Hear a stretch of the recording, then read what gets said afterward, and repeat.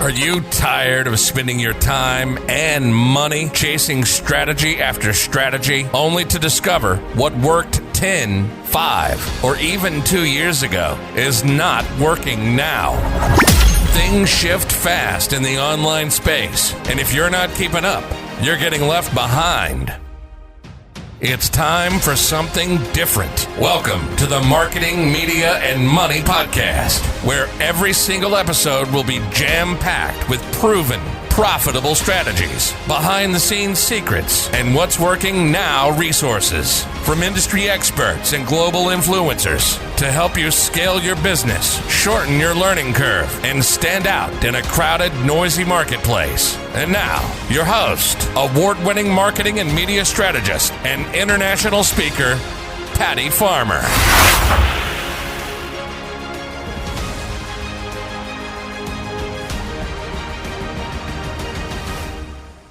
Hello, everyone, and welcome to today's episode of the Marketing, Media, and Money Podcast. I'm your host, Patty Farmer, and I'm looking forward to sharing today's industry expert with you. And I am really excited about our expert today, and I think you're going to too.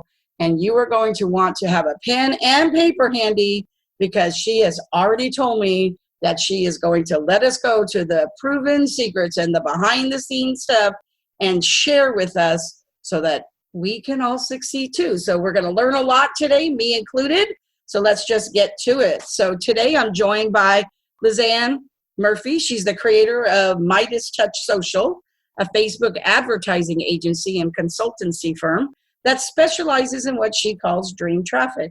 Her clients learn and apply behavioral psychology principles and techniques to their messaging, offers, and campaigns to drive explosive business growth. Her techniques are what landed her podcast in the 18 spot, number 18 in business entrepreneurship within 24 hours of the launch. And that is pretty impressive. And I have to tell you, if I didn't get your attention on anything else there, I'm going to reiterate the thing that just blew me away in the conversation I had with her before we jumped on the podcast. So let me just reiterate this one thing. She landed her podcast in the number 18 spot in business entrepreneurship. So we know how big that is, right? Business entrepreneurship within 24 hours of the launch. And she just shared with me she did it without paid advertising because I really thought that's how she did it. And she just said she didn't. And she's going to tell us how. So if that didn't get your attention, you might as well just go and read a book. This here is going to shake up your business. So I'm so excited to have you here with me today, Zan. Patty, thank you so much for having me. It is a pleasure to be here, and what a kind introduction. Thank you so much. You're welcome. I am really excited. So, I have to tell you, I think that is really amazing. There's a lot of things I really want to try to get in today, but since I actually led with that, I want to kind of jump into that. But before we do, can you tell us a little bit about your journey and your story so people know, hey, what did she do before she really did that? Because we know we don't wake up one day and just decide to do what we're doing now. There's usually an aha moment somewhere along the way. Yeah, I love that. And you're exactly right. My story is, for a long time, I felt like I was just getting it wrong a lot in life because I've worked in the private sector. I've worked in the public sector. I've worked in corporations. I've worked in entrepreneurship and in multiple capacities. I've worked in academia. And so I've done it all. And for a long time, I just was like, I just felt like I could not get it right. And I spent a lot of years just being confused and feeling like, I swear I'm talented, but it took me a long time to find my stride. And so I've done quite a lot of things. But really, my entrepreneurial journey started when a couple friends and we decided we wanted to do a content-based business. And we were college students at the time. And we had a lot of friends, ourselves included, that were struggling to understand our purpose. And we're just taking classes aimlessly. And there wasn't a lot of goals and directions. And a couple friends and we were obsessed with reading personal development books. And so we were doing a lot of personal work to figure out how to set goals and how to set intention and purpose for your life. And So we had this amazing idea to create this online course for college students to help them find their purpose and set goals so that they didn't just waste time taking random classes, but they knew exactly what they were trying to get out of it. And so we learned that was my first introduction to the internet marketing world and creating online courses and working on WordPress. And we had so much fun doing it. We had no idea what we were doing, but we had one big problem. And this is the biggest thing we didn't realize, is that to complete an online course, there's two huge qualifications. You need money to buy it and time to do it. And what are the two things that college students don't have enough of? Time and money. And so while our course was great intentioned, it totally fell flat because we didn't understand our audience very well. And that was my first cue into, like, no matter how great your product is, if you do not have your customer in mind and creating something that they want and that they can consume, then you're just dooming yourself from the start. So it was an incredible learning experience, but it was a bomb in terms of that. So going through, I finished my undergrad, feel like I want to open up a restaurant. I end up realizing that industry is not good. So I go back, get a job in corporate and I start a part-time master's degree at the time. And while I was in there, I still had this entrepreneurial itch. Like if you're an entrepreneur, like, you know what that bug feels like. And it bit me again and was like, okay, you have to try something else. Like you can do more than the opportunities that you have here. So in the middle of my master's program, instead of doing an internship, I put every bit of savings that I had from my corporate job that I'd had over the last 5 years, and I started a real estate investing business. Like, I liquidated everything to do this. And I was like convinced. I was like, this is going to be it. Like, there's so much money in real estate. But it bombed. I didn't make a penny and I lost everything doing it. And it was a combination of factors. Really, it just comes down to it wasn't for me. But the biggest thing that I was missing there was leads. And so again, it was a customer issue. And I was like, okay, I have done 2 businesses where they both failed because of a lack of understanding my leads or getting leads. And so I was like, okay, if I'm ever going to succeed in entrepreneurship, I have to figure out traffic. And for a while, I mean, after like 2 failures, I was like, maybe entrepreneurship isn't for me. I went and I started to apply for PhD programs at this point because I was like, okay, maybe academia is where it's at.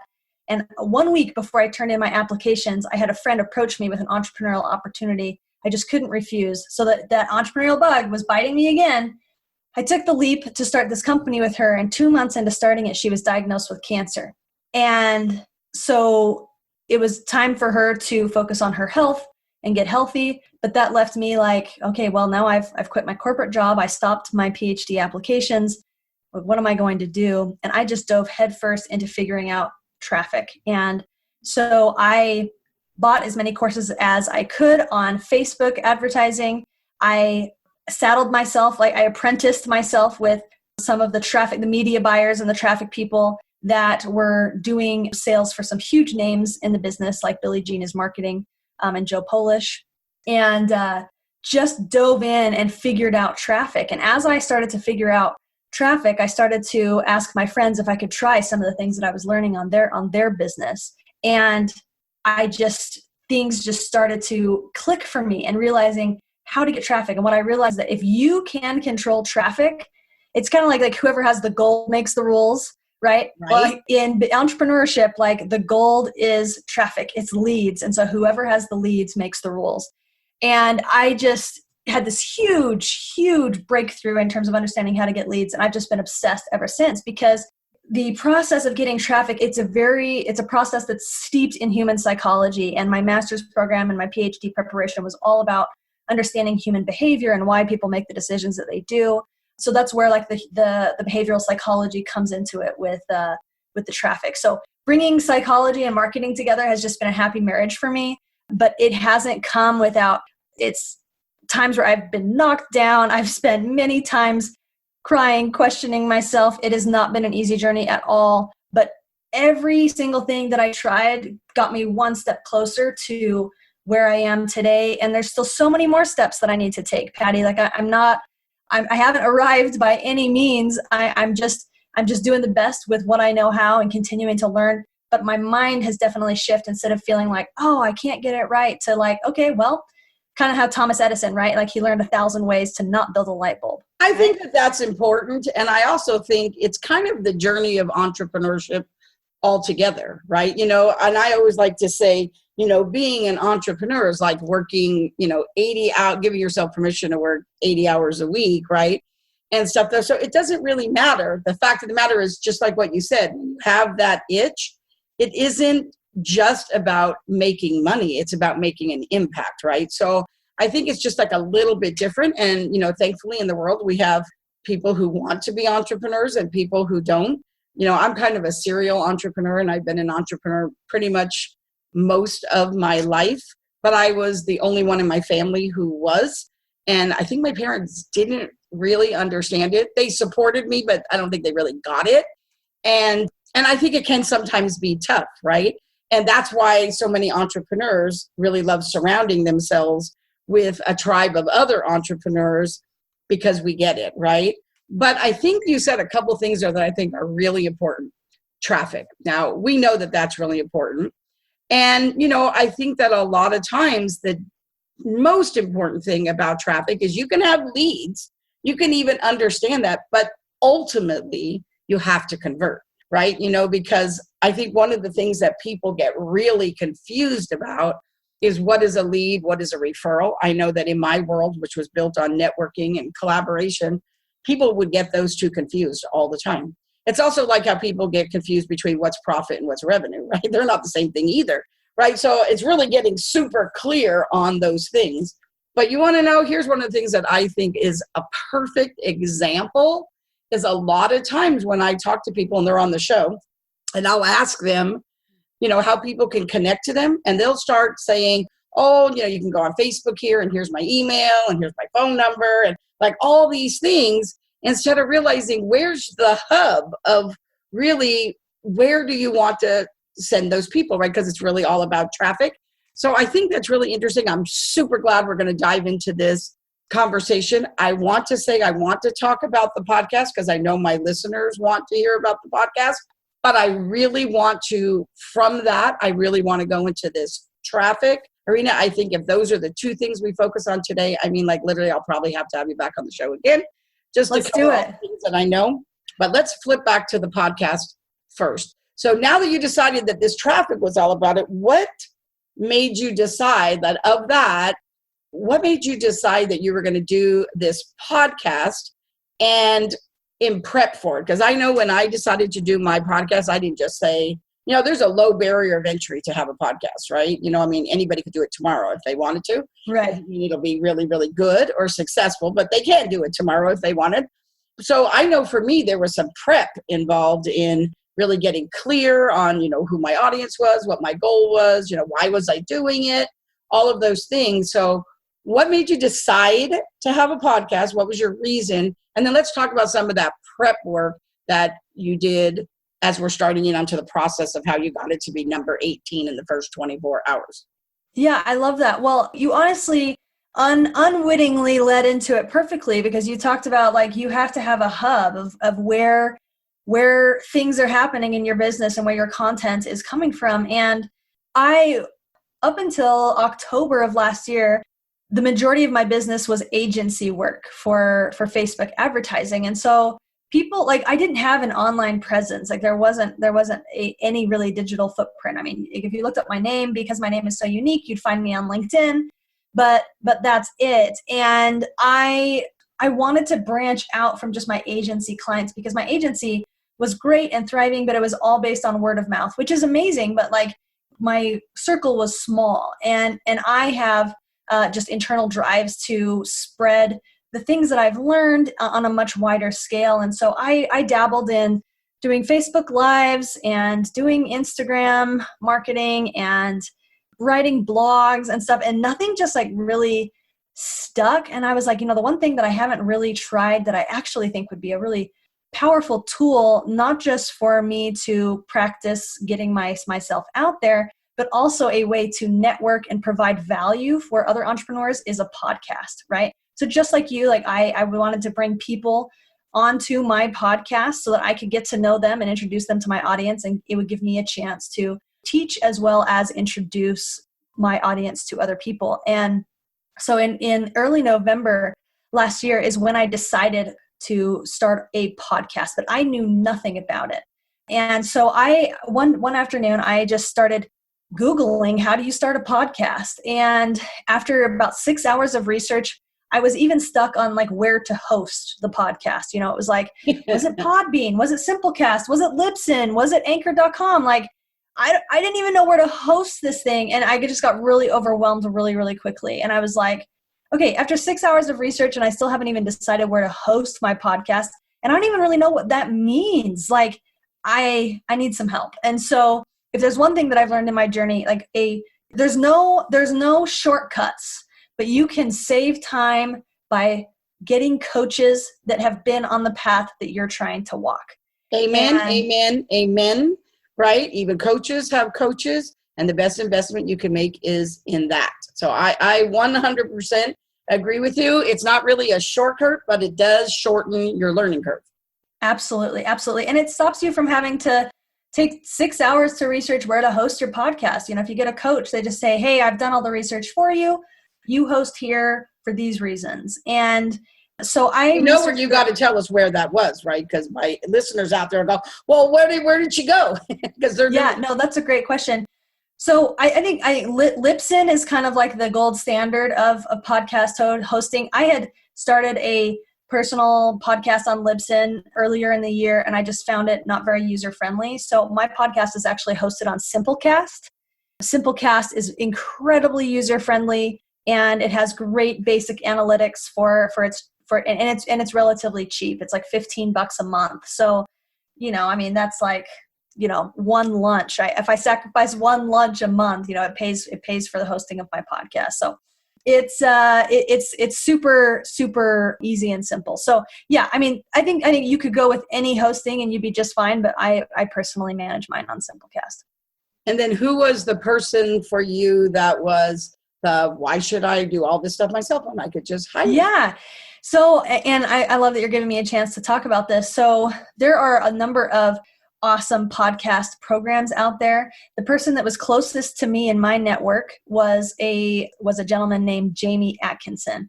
So Jamie Atkinson runs a program called Podcast Profit Lab. And the reason why I went with him was because, so there's two basic strategies when you start a podcast in terms of if you want to make money from it. You can monetize your audience, and that's what most people are like familiar with when they think about like podcast monetization. And that's, you know, if you have a huge enough following, then you can get sponsors, or you can offer your audience something at the end and collect leads from that. So you can monetize your podcast that way. You can also monetize your podcast based on the guests that you have. So you can use the podcast as a lead generation strategy to bring guests on who would be a potential fit for your service if you have a service-based business. And then you can build that relationship with them. And then if you find that you click, then you can offer them your services to help them grow their business. So Jamie focused on the monetization of the guest side. And so that was a clear choice for me since I run an agency where I could use the podcast as a way to network with people, spread value out there, but also use it as a way to build my business on the agency side. And so that's why I decided to go with that strategy. But there's multiple strategies. You have to find the coach that works with what podcast strategy you're going with. I think that's really good. I know that I work with my clients on podcast strategy and monetization, because this is the Marketing, Media, and Money show, right? And stuff though. And you're right. Those are the two biggest ones. And sometimes people really have a hard time choosing. They're like, can I do a hybrid of both? And of course you can always do that. But I love that you actually broke those down. I literally have taken that course too. And so I think I knew that's what you were going to say. I didn't ask you before. I was pretty sure that's what you were going to say. So I love when somebody validates what I think, right? You know, so that's fabulous. So now you figured that part out. What was like, take me through the process for you, if you don't mind. Yeah, absolutely. So, and what's funny about, and when you create anything in your business, you're very innocently jumping into something and you don't realize how big it's become. So, I mean, like I launched my podcast in December 2nd. And since then, I've worked on monetizing the guest side, but I've also realized like I have all these listeners, like I need to monetize them too. So I'm spending the whole next month on a monetization strategy for the audiences. So I just wanted to say that like you can do both, but I wouldn't recommend trying to do both at the same time because each one is a beast in its own right, and each beast requires that it is fed. And so I chose to start with the monetization of the guests, and it wasn't until that was kind of dialed in and mastered that I felt comfortable on moving over and also monetizing the audience as well. So I decided to start this podcast in early November. I joined Jamie Atkinson's podcast, Profit Lab, and I was just immediately blown away at the amount of detail that was required to start a podcast. Because like you say, I mean, you can start up a podcast in an afternoon, but I wanted to do it right because the ranking was really, really important to me. So when you first start a podcast, you have to understand who you're talking to and what your goal is for having the podcast in the first place. And it can't just be, to make money. Like you have to be actually putting value into the world so that people are attracted to that. So I had made a decision, and there were a lot of podcasts out there that were on Facebook advertising, and I didn't want to like be necessarily in competition with them. So I started my podcast on this one premise because there's so many marketing tools and tactics out there. And I wanted to, so I started on this premise, like what is the one small marketing strategy or tactic that's making the biggest difference in your business right now? So my goal was to bring on entrepreneurs for them to share a marketing strategy or tactic that was working for them in that moment. So it wasn't just theory. It wasn't just a good idea. It wasn't what's trending. I wanted to get into someone's business and really talk about like, what are they doing and why is it working and how can the listeners apply that to their businesses? So it's more of a general marketing podcast, which allows me to bring a more general audience, like not just traffic experts, but like I've had branding experts on there and copywriting and e-commerce. I mean, there's so course creators, coaches, there's so many different people because everyone is marketing their business in some way. And it's just been fascinating to see, like, because I'll from the outside be like, I bet they're going to talk about this as the marketing strategy that's working for them. And then they come on and it's something totally different. But you were asking the process. So I'll jump back to that. So once I had decided what my podcast was going to be about and who it was going to be for and what the outcomes were for, then it was like, okay, now you need a strategy to launch this thing. And when you're trying to get your podcast ranked, there's a couple really key things that you have to understand. The first is that when your podcast, when you submit it to iTunes and iTunes accepts it, as soon as it gets interaction from somebody, it is considered launched. So the trick is to like get your show to be active on Facebook and bring this whole wave of traffic like right at the same time, which is a challenge because like when you submit your show to iTunes, you don't know exactly when it's going to go live. And so like you're doing all this work to hype up your audience and get them interested in going, but you have to like time it right with when the podcast goes live on iTunes. So that was a super tricky thing. But the biggest thing that I was up against, Patty, is because I was an agency owner, I did not have a list. So I couldn't just tap my email list and say, hey guys, I'm launching a podcast, help me out. I mean, I was literally starting from like my list was like 25 people, like the clients that I'd had in the last like 18 months. And so this was a podcast that like I decided to start it in the beginning of November, and I had 1 month because my launch date was December 2nd. I had 1 month to somehow find people to come to the podcast. And what matters for ranking is ratings, reviews, downloads, and subscriptions to the podcast. Those are the 4 things that matter. And ratings and reviews are the most important.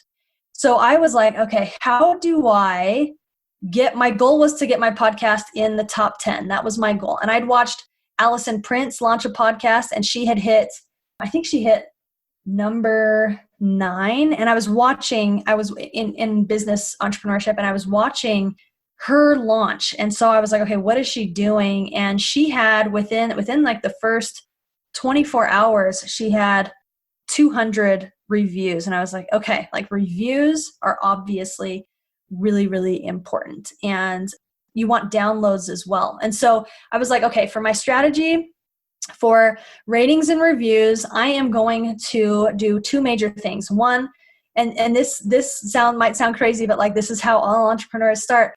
I went through every single contact in my cell phone. And if I had talked to them in the last 6 months, then I started a conversation with them and told them that I was starting a podcast and if they'd be willing to help. Now, great strategy because it's your friends and family and they're willing to help you. Poor strategy because they're not your ideal clients in your ideal market. But for the launch, I was like, I need the numbers. And so I was okay with getting my friends and family help to do the ratings and reviews. But I wanted to make sure that the bulk of the people were my potential customers. So with that part, I decided to give away tons of stuff for free from my Facebook profile. And you have to be careful with this because Facebook doesn't like it, and so it can shut you down.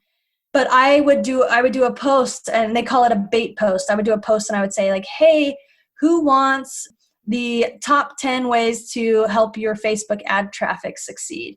Say I'm in below or something like that. So when people would say I'm in, then I would start a personal direct message conversation with them and give them the freebie, but then say, hey, the reason why I'm doing this is because I'm launching a podcast. Would you be willing to rate and review that podcast when it comes out on December 2nd? I promise I will message you and remind you when that day is.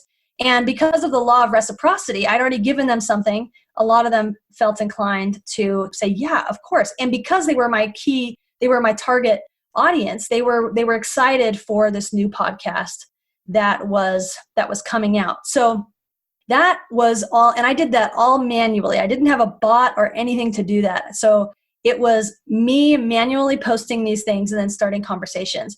Now you might be thinking, well, most of my friend list are not my target audience. Well, to make sure that people would see my profile post, I went into Facebook groups where I knew my target audience was, and I started commenting all types of value posts about like what I was doing with the podcast, marketing tips and things like that. And as people would comment, I would either invite them to come and check out my page, or I'd offer them start a DM with them, a direct message with them, and offer them the freebie there. And any communication that I had with people, I kept a giant spreadsheet, just an Excel spreadsheet of every single person that I talked to. And I gave myself 2 weeks to do this, and it was a full-time job for myself. I reached out to and had a conversation with 600 people. Wow. In those 2 weeks. And so I was like, and I knew that there would be a percentage that did rate and review and that didn't. And so I was like, okay, if following Allison Prince's model, to get in the top 10, I need at least 200 reviews. So if I need 200 reviews, it's a numbers game, right? I'm like, if I can talk to at least 600-700 people, I can if I can get 1 in 4 people to write the review, then I can get there. 1 in 3, 1 in 4 people. This was a full-time job. It was a huge effort. Let's just say those 2 weeks of launch, there was my eating habits, my sleeping habits, and my hygiene habits were not awesome. But I was committed to getting that number because I was like, I'm only launching this thing once. Like, and you can relaunch podcasts, but I was like, I only want to launch this once, and I want to do it right. I love when people are committed. Commitment Absolutely. Is a good thing.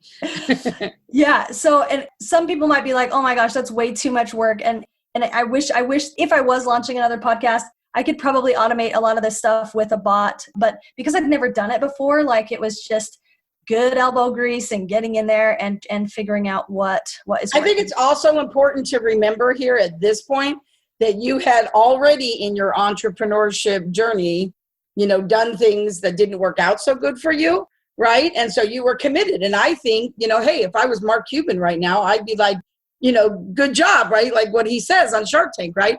Doing it however you have to do it shows that you're committed. Not only that, but because business is really built on relationships, doing all that also opened up conversation for you, that once those few weeks were over and it was launched and people were listening, now you could continue to build those relationships and use the other strategies of what your goal was to monetize. So I think that made sense. But what happened with the downloads and the subscription? What did you do there?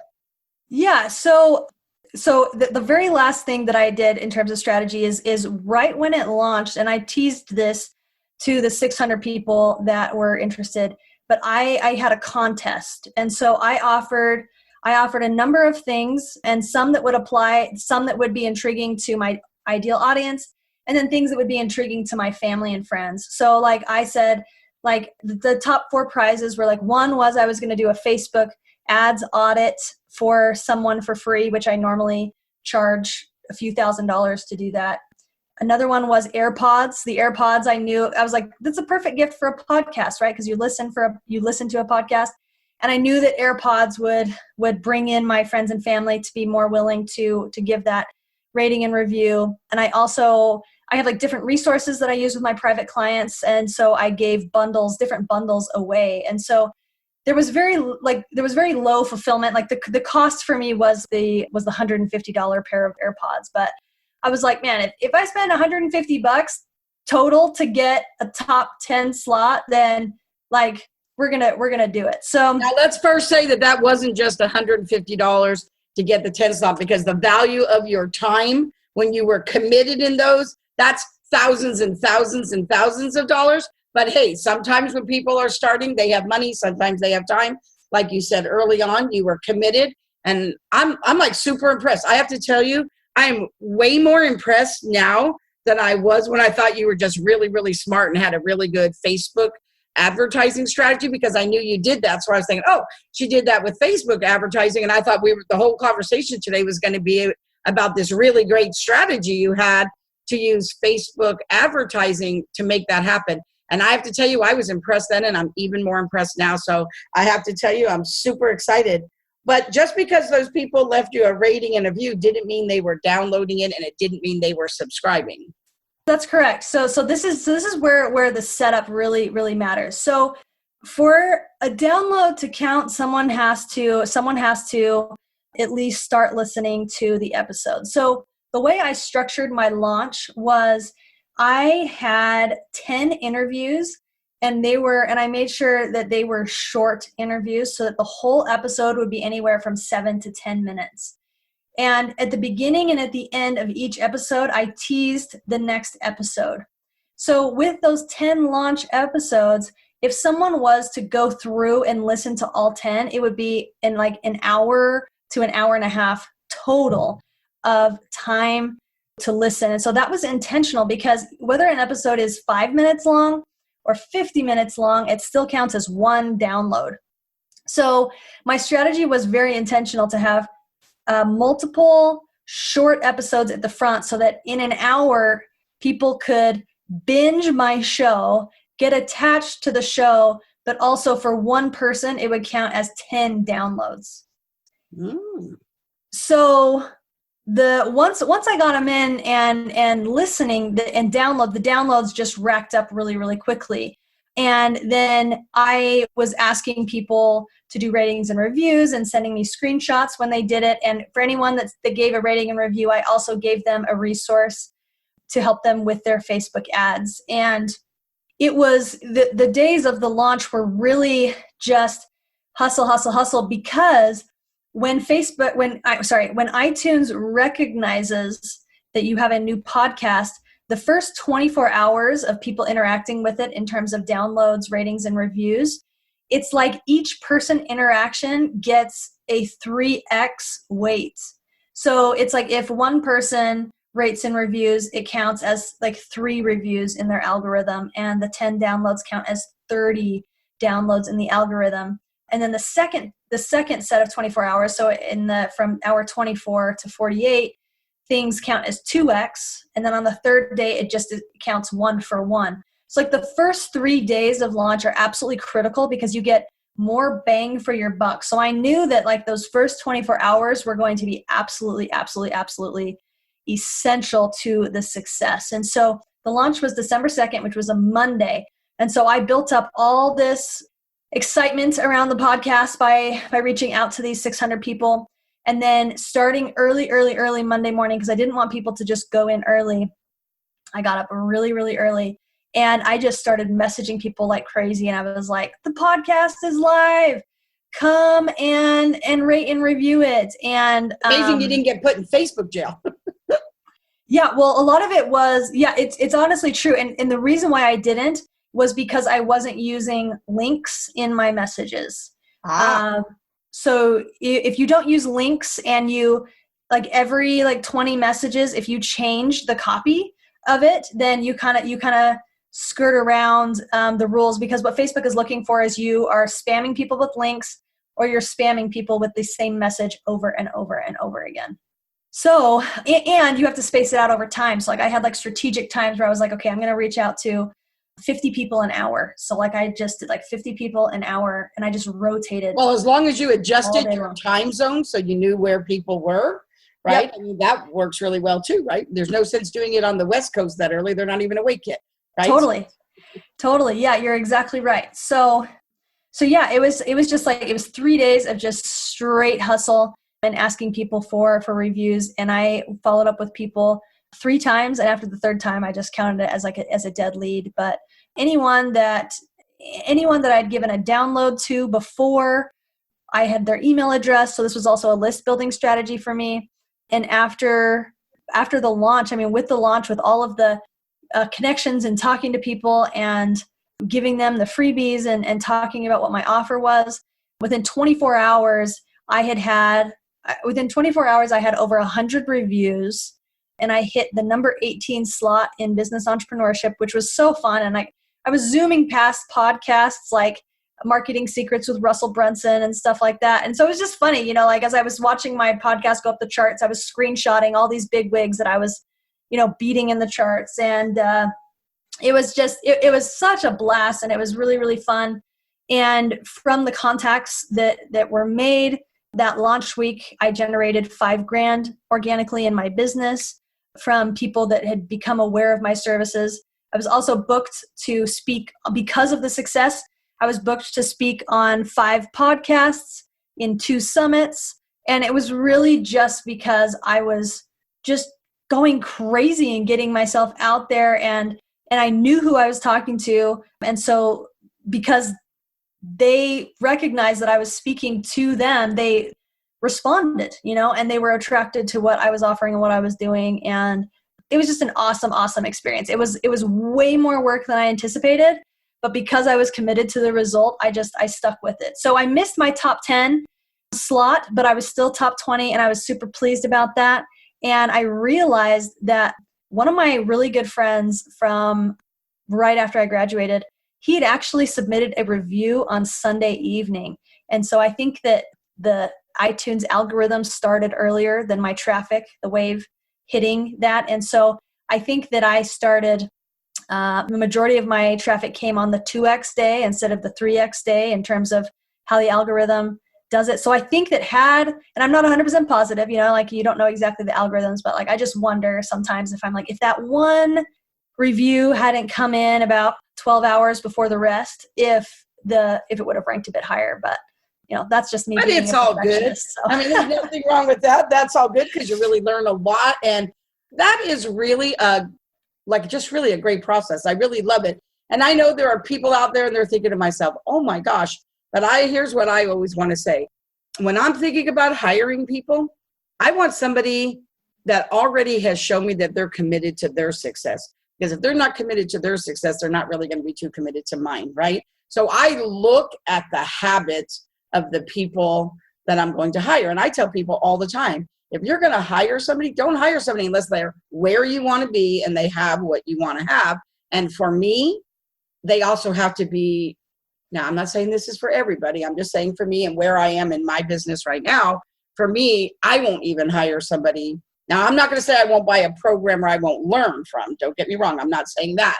But I won't personally hire like as a coach or something like that, because coaches have coaches, right? And I always have 2 or 3 at a time, unless they're actually financially at the place that I want to be as well, right?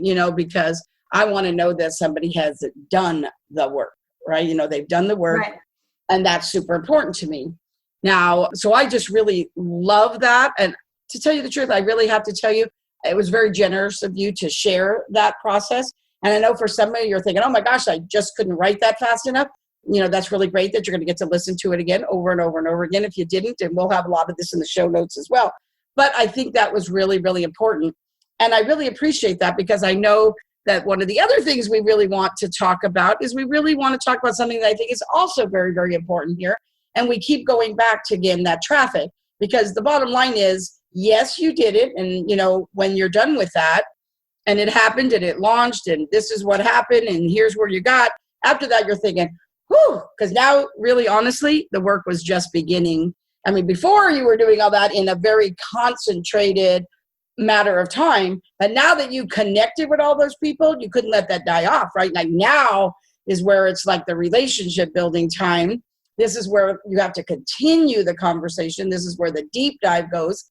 And then also the conversion, right? Of how, yes, that was great, but now we have to go back to that monetization strategy, right? And I think, and this is why I did it in this order too, instead of talking about traffic first. I love that you talk about dream traffic, right? So, I mean, that is something that's super important and really about costs of acquisition. And, I think I always love it when I hear people say it, because usually they're like, oh, like Kevin O'Leary says on Shark Tank. As you can tell, I love Shark Tank. But I mean, I think it's funny. But you know what? Most people don't know those numbers, right? They really do not know it. And so they have a hit and miss. It's kind of like, I've been in the marketing industry for a long time. And I say it's like spaghetti marketing, right? They do this and this, they throw it against the wall, they see what sticks, instead of really knowing the numbers. And that's why I actually kind of like the name of your podcast, because it really honestly is about knowing the numbers. You have to know the metrics, right? Because if you don't, you can't track what you don't measure. Mm-hmm. And we live in a world right now that you really need to know data, and data can shorten your learning curve a lot. So let's kind of talk a little bit about dream traffic and about those, because I feel like through all this, you probably really learned a lot. And that's just about your podcast, but in general, really about business. Let's just talk about traffic. And why do you call it dream traffic? Because I think that before we lead there, and I know we're talking about behavioral stuff, right? People think, oh, I know my demographics, and some people will understand psychographics, right? But it's so much more than that. Those are not just the only 2 things, right? There's so much more than that. So let's kind of talk about that. I love that. Yeah, and Patty, you are so right and just so sharp. So where this concept of dream traffic really came from was in my Facebook agency. I was recognizing that I had some clients where they were just scaling really easily, just flying past the 6 figures a month and into, easy 7 figures a year. And then there were others where it was just like, there was mismatches with their ads and things weren't working and they just kept hitting ceilings. And I was using the same strategies, the same ad strategies for both. So I was like, what is going on? It's not like Facebook is just favoring this one ad account over another. What is happening? And so I started to dive in, really see, okay, where are the similarities and where are the differences in why some clients are just scaling like slicing a hot knife through butter, and then others, it's like grinding through hard things all the time. And I had this experience with one particular client where I realized something really powerful. So this particular client, she has 2 basic demographics of who she speaks to. She speaks to people that are website designers and funnel builders, and then she also speaks to freelancers.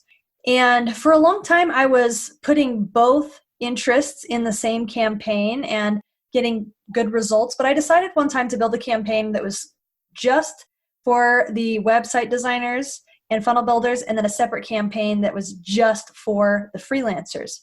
And the results were astounding. The results were that the freelancers, the cost per acquisition was 4 times less than the funnel builders and the website, or the funnel builders and the website designers. And I was like, what? It's like now I was even seeing that difference in the cost per acquisition in one account. It wasn't just a difference between different clients. It was in one account. And I was like, what is going on? So I dove into the messaging of the ads. I dove into the messaging and the focus of the webinar is where these ads were leading. And I had this huge realization that even though this client, their preferred customer was the website designers and funnel builders, their webinar was their messaging and the focus and the call out was totally built for freelancers. So the sorry, were you going to jump in? That's very interesting. Yeah. Very interesting. So the campaign where it was focused on freelancers in the ads and then focused on freelancers in the webinar, it was the more seamless transition. And so the cost per acquisition was way lower.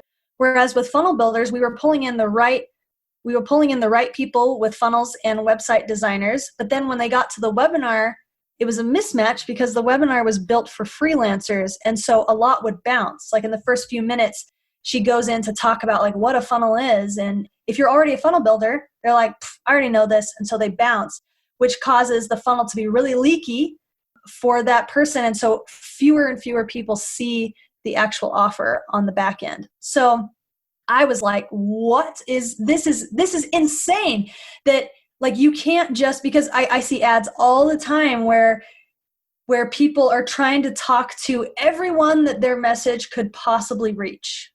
Right. And it just, because of the data and the precision of social media and the precision of the Facebook algorithm, you just can't do that. Because if you speak broadly, then basically what you're saying is you're saying, Facebook, I give you permission to spend my money to find my dream customer, instead of you telling Facebook, this is my dream customer, find them.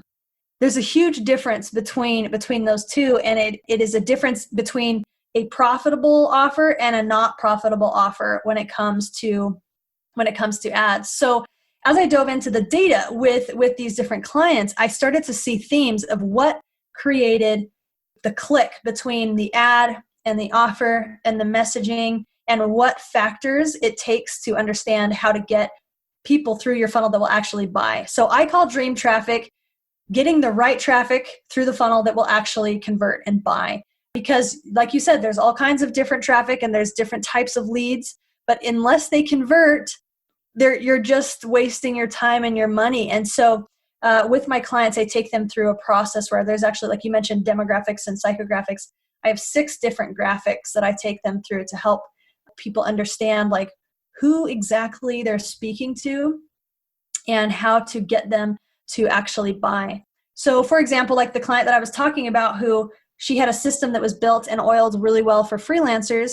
Right now, we're actually in the process of building a system for the funnel builders and the website designers that it will go to the same offer, right? Because the offer applies, but unless you talk to the person in a way where they say, yes, this is for me, this solves a pain that I have, and it creates a solution that I want, they aren't going to listen, and they're going to fall out before they even get a chance to see that offer. I also think that sometimes when people are doing messaging, one of the things that I find sometimes as well is that in a ideal perfect world, whether it's with as you're walking through the funnel, right? You solve a problem for them. But if you're not illuminating another problem, then they think they're done. Like they don't continue in the journey, right? And so you absolutely know. This is why sometimes when people say, oh, I don't want to share my stuff because then they won't hire me, that is like so false. Like you should be giving away that for free because yes, you're solving a problem for them. Oh, I wasn't aware that was my problem, but that doesn't mean they know how to do it, right? Or that they even want to, right? And stuff. So I think that it is so important to make sure that you understand that whole process and that you just don't take them part of the way and go from A to C, but never take them home, right? I think that is really important. I think that's an important point that determines how you monetize and if you convert. Yeah, you're exactly right. You're exactly right. And so I love that you actually have that whole strategy and take them through all that. I know messaging is something really, really important. I've said this before. We can all be in a lot of lanes, right? We all do a lot of things. For me, I stay in marketing and media. And even though people say to me all the time, oh my gosh, Patty, you do a lot of things. Not really. Everything I do, yes, I do have a magazine and a podcast and I do live events and all the things I do, but it's still under marketing and media. I find that I love to build relationships with people who do these other things. So if I have a client and they say, okay, we think we're at the time now where we should be doing paid advertising, I want somebody that they're an absolute expert and know everything there is to know about that thing. And that's why we build relationships with people, so we can send them over there and say, okay, I don't want that. If I was writing checks for things, I don't want somebody who does that and 10 other things. I want somebody that this is your area of expertise, right? And when you're talking about paid advertising, you absolutely want somebody who's not just going to have taken some classes and stuff. You want somebody who's literally in the trenches, has done it, and like what you just said, seeing the abnormalities and is ready to dive in and say, okay, why did that happen? And really ready to do the work. We have to test. We have to track. We have to know metrics. So I think that is really, I think what I really love about what you're saying so much is how open you are to watching every nuance and saying, okay, there's a reason that happened. And the data here is telling us we need to dive into behaviorally, why is that happening? And that is really the authority and the expertise that you have and what you bring to the table and why people should hire you. So I say good for you. Oh, well, thank you so much. Yeah. Well, and it's so true. Like the data tells a story. Like just this week, I'm helping a coach who helps other coaches build their courses. And we were running Taffic for about 3 weeks, and our focus for the messaging focus for the Taffic was stop getting stalled on your course, get it done quickly. And oh man, the ads were just falling flat. I had never launched ads that performed as poorly as this. And I was like, what is going on? Like, this is nuts. And so we made some shifts, but after a couple of weeks, I was just like, okay, we need to take a step back. And so we went back to his competitors and we analyzed what they were doing and how they were selling a similar thing. And what we found is that all of their messaging in terms of selling their courses, it was based around two things. It's either based on one, fill your courses. And so what people wanted was the leads to fill their courses. And then in the process, that coach actually helped them create their course. And then the second thing was getting over the tech overwhelm. So knowing exactly how to build it, just like with me with the podcast, I was really overwhelmed with the tech. And so he had intentionally differentiated himself by doing the messaging of get it done fast. But the problem with that is that that's not people's pain. They don't care about it getting done fast. And so the messaging wasn't resonating with the Taffic. And so the ads were just falling flat. So we did a complete revamp of his ads because of what the story that the data was telling us. And we relaunched, and his ads were doing immediately 3 times better when we changed the messaging to match his competitors. And it was another example where I was just like, oh my goodness, if you don't understand the pain that your prospective client is going through and you don't hit that pain where they are in their customer journey, your ads are just, you're launching to crickets. And you have to use words that they use too. I think one of the things when I'm working with my clients on their messaging for anything, social media, whatever we're doing, right? Their website, their ads, just how their reach outs, whatever the case may be. A lot of times they get really stuck on wanting to do it in the words that they want to use. And, back in the day when I was in the mortgage industry, literally 20 years ago, I remember that there would be people that would say, oh, I'm a mortgage architect or I'm a mortgage specialist. And I would be like, that's really great when somebody's buying a house, so they're looking for a loan officer, right? So you can call yourself anything that you want. You can use all these nice words that you think make you look so clever. on your website, but clarity over clever wins every time. Oh, I love that. Clarity over clever. Amen to that. So I think that's really very, very good. And I have to tell you, this has been really amazing. I absolutely do know I'm going to want to have you come back again. I think that is great information, absolutely great information. So how can people connect with you? Yeah, well, I love that question. So I think there's two main places, because it's not just about connecting with me. It's about, like, if you want more information and more value from this, because I want to build relationships where you feel like you're gaining something from it. So the two places I would point you is either to my podcast. So it's the Marketing Matrix podcast, and that you can find that on all major channels. And then the other place is my Facebook group. That's where we have conversations about marketing and conversations about this messaging and things like that. So my Facebook group is called Facebook Ads for Coaches, Course Creators, and Lifestyle Brands.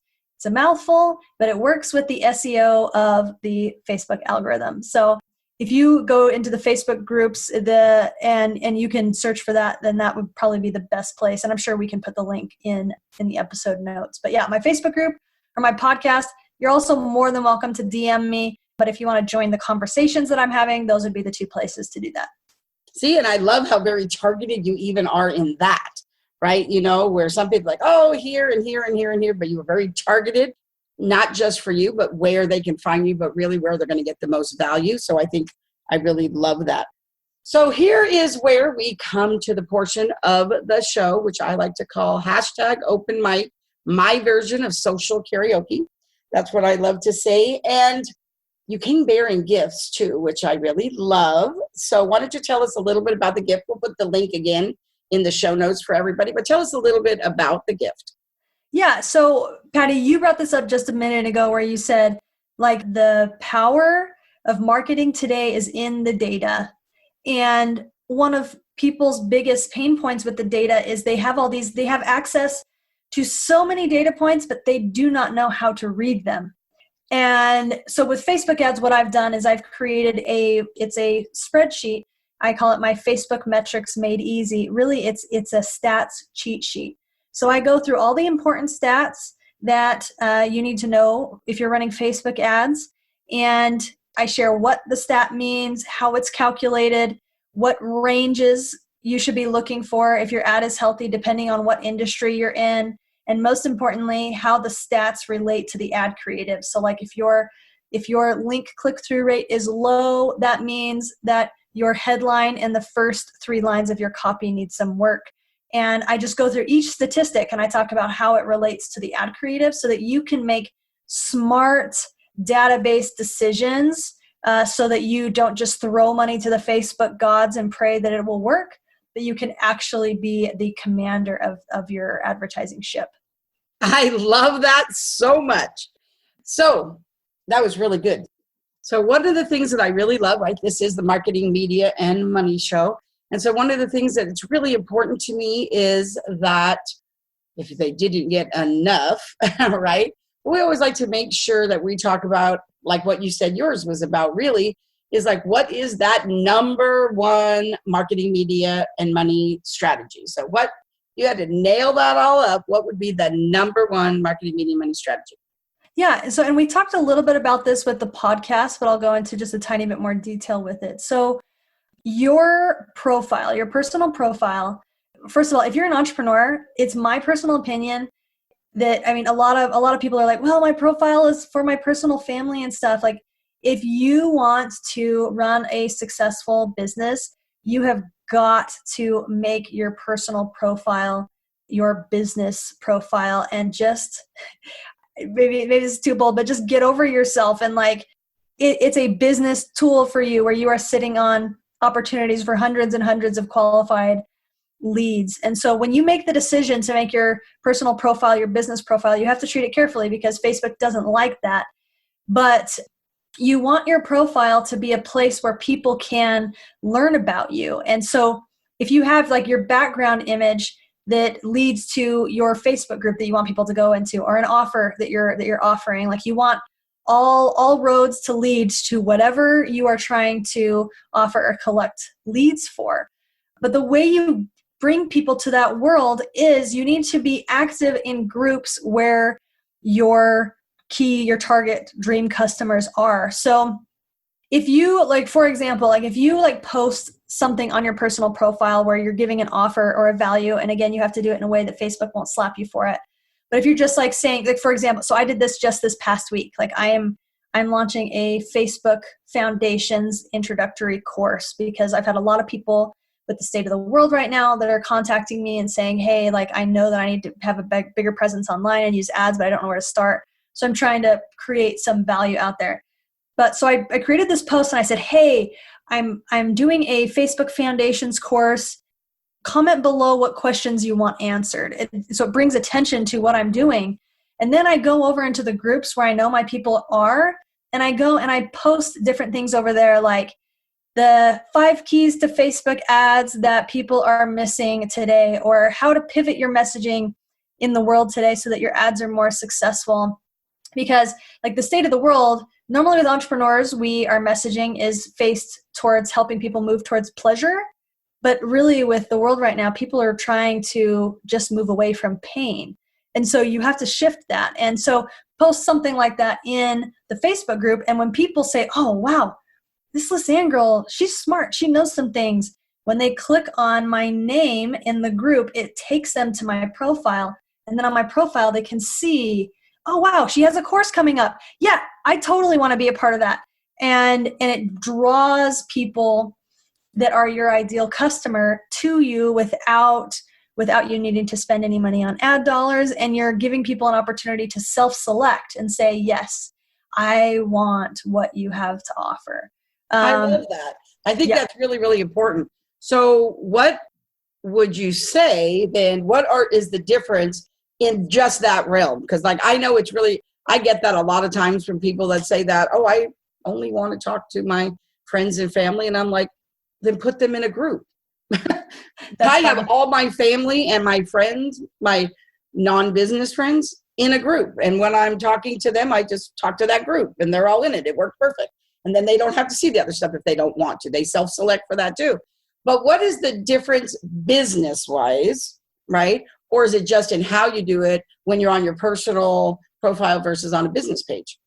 Yeah. Okay. Well, that's really important. So with a business page, and wow, we could talk about this for a long time. So let's see if I can try to sum it up though. I won't ask you to. Yeah, no, that's totally fine. So with a business page, so Facebook is becoming increasingly more, you have to pay to play if you want to use it as a business platform. So where you used to be able to have a business page and you could post something on there and it would get a lot of organic reach. I was just reading a study done by Pew Research where posts on Facebook pages are only hitting 6% of followers of that page, which is like crazy. Like that's so absolutely low. Crazy and so true. It's so low. And really what Facebook is saying is like, you have to pay to play. What makes your Facebook profile different is that your reach is a lot bigger because it's meant for your friends and family. So my happy hybrid is where I post, like probably out of every 4 posts, I post 3 posts about business, something about business, and I try to make it still conversational so that like my friends and family, when they see it, they're not going to be like, oh my gosh, like she just keeps shoving Facebook ads down my throat.